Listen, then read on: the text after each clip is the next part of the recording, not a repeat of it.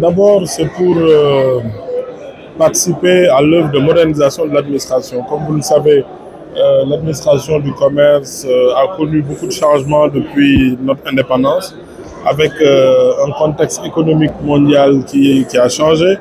Dans les années 90, on parlait de libéralisation du commerce. Maintenant, avec ces crises multiformes que nous connaissons depuis 2020, il a fallu adapter la réglementation aux pratiques commerciales et remettre le consommateur au centre des préoccupations de l'État. C'est la raison pour laquelle en 2021, on a voté la loi sur les prix et la protection du consommateur. Cette loi a commencé à être appliquée depuis cette date et nous avons jugé nécessaire d'échanger avec les acteurs, les commissaires aux enquêtes économiques, les contrôleurs du contrôle économique, les vérificateurs, les agents de l'administration du commerce, pour voir un peu les perspectives, redéfinir les modalités de gestion de ce secteur dans un contexte mondial très difficile.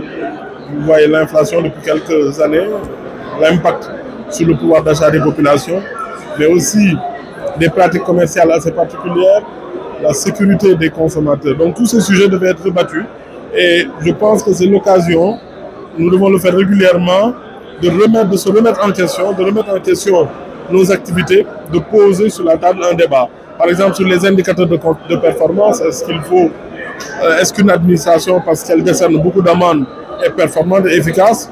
Quel est l'indicateur de performance qu'il faut prendre? C'est le niveau d'application des prix ou le montant des amendes qui sont décernées. Donc tout ça, ce sont des sujets sur lesquels il fallait revenir. Le président de la République a eu un geste très fort vis-à-vis de l'administration du commerce.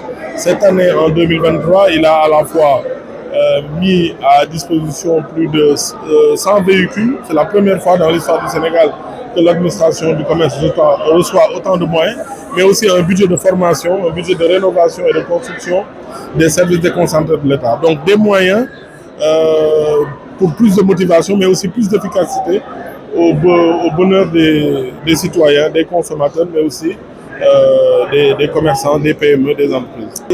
C'est juste la culture qui est prônée par le président, c'est le dialogue, être ensemble avec les agents sur le terrain, mais aussi avoir des cadres d'écoute et d'échange qui permettent d'améliorer les pratiques, d'améliorer le management au sein de notre administration.